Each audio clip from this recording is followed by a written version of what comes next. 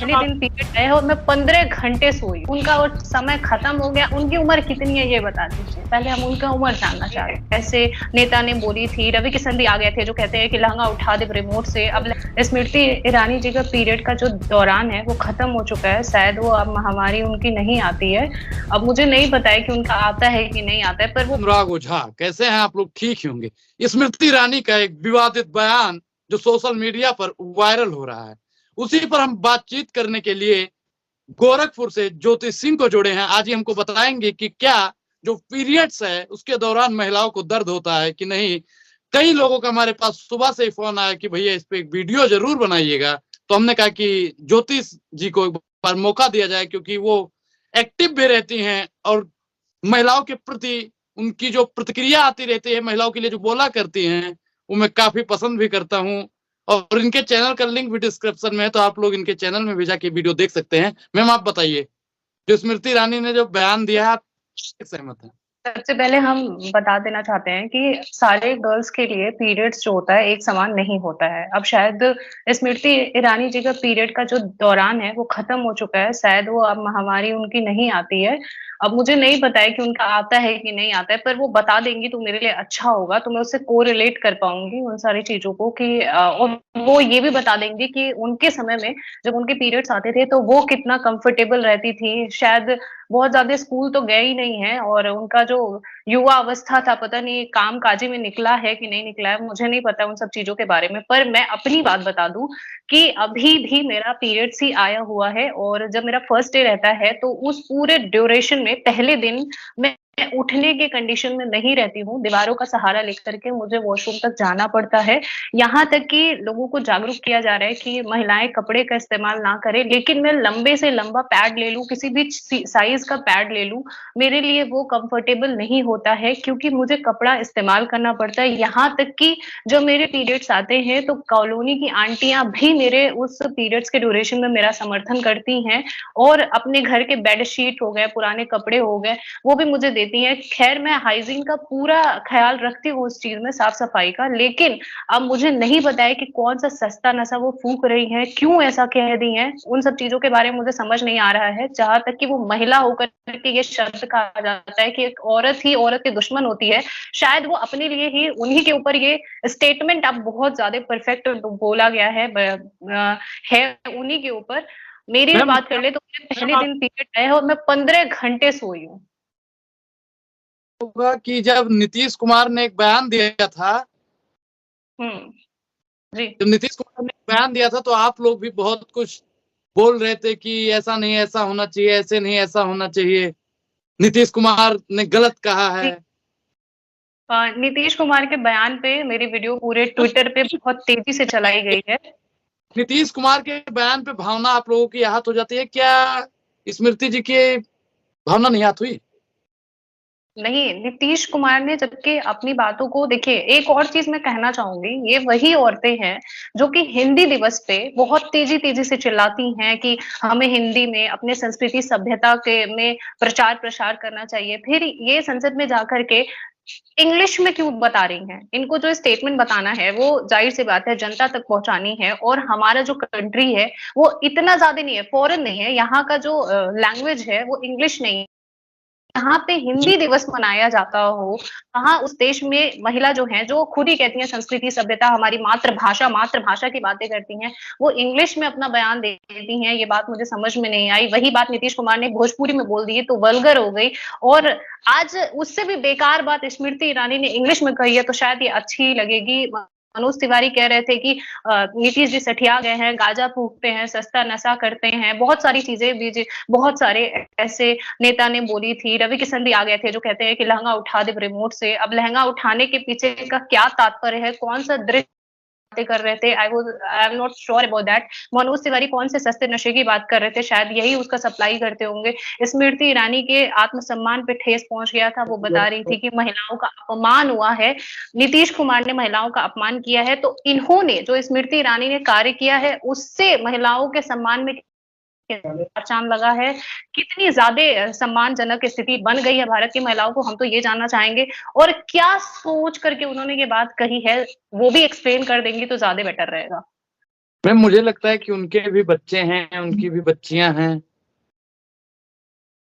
अब भाई उनके बच्चे हैं, बच्चियां हैं। अब देखिए एक और चीज बता रही हूँ कि मेरा पीरियड्स आता है तो हमारे पीरियड्स के लिए पेन किलर होता है मेफ्टाइस्पास, ठीक है। कुछ दिन से इसके में भी बहुत सारी चीजें चल रही हैं कि ये पेन किलर अच्छा नहीं है, इसमें जो भी केमिकल्स हैं वो हार्मफुल हैं गर्ल्स के लिए। पर मैं आपको बता दूं, मैं अभी कुछ ही दिन पहले खरीद के लाई हूँ, मेरे पास दवाई भी है, अभी आपको दिखा भी सकती हूँ, पूरा पैकेट खरीद के लाए हैं हम।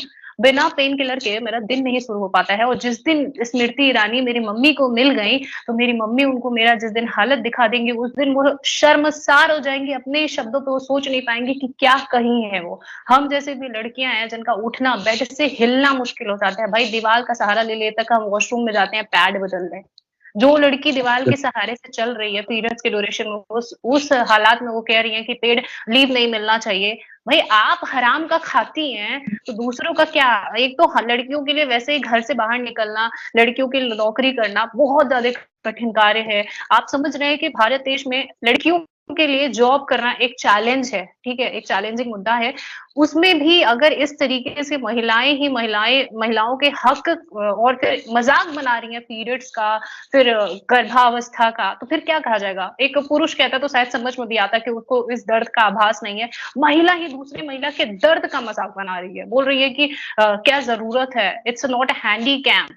ठीक है, तो ये सेंटेंस मुझे समझ में नहीं आया। और स्मृति ईरानी से तो मुझे बिल्कुल भी उम्मीद नहीं थी कि वो महिला होके इस तरीके से पीरियड्स को लेकर के इस तरीके से संवेदनशील बातें कह देंगी। सच में बताऊं कि कोई भी, मुझे नहीं लग रहा है कि कोई लड़की इनके इस स्टेटमेंट से एग्री है। अभी तक मैंने जितने भी सोशल मीडिया पे वीडियोस देखे हैं वो सारे उनके खिलाफ में ही हैं। मैम आपने नीतीश कुमार का विरोध किया था या नहीं किया था? सुमित भाई बिहार की भूमि से हैं ये भी। जी, मैं नीतीश आपने कुमार के समर्थन में थी, आज भी हूँ। और कोई भी यदि पूरे पूरे कोई भी आकर के बताए कि जो है नीतीश कुमार ने कोई स्टेटमेंट गलत कहा था, तो मैं उसके लिए अभी भी खड़ी हूँ, अपने ही स्टैंड पे खड़ी हूँ कि his each and every word was perfect. जी मैम। अभी भी बोल सकती हूँ। लेकिन जो हेलो। उन्होंने कहा नमस्कार। कि मतलब पीरियड्स के दौरान छुट्टियां नहीं होनी चाहिए, मतलब इस पे आप क्या कहना चाहेंगे मैम? क्योंकि देखिए मैं उसके बारे में ज्यादा कुछ नहीं जान पाता। आती हैं कि नहीं आती हैं, उनका वो समय खत्म हो गया। उनकी उम्र कितनी है ये बता दीजिए, पहले हम उनका उम्र जानना चाहते हैं। लगभग वो कितने साल की होंगी, 50 साल तो की होंगी। स्मृति ईरानी की उम्र आता है कितनी कि होगी? नहीं आता।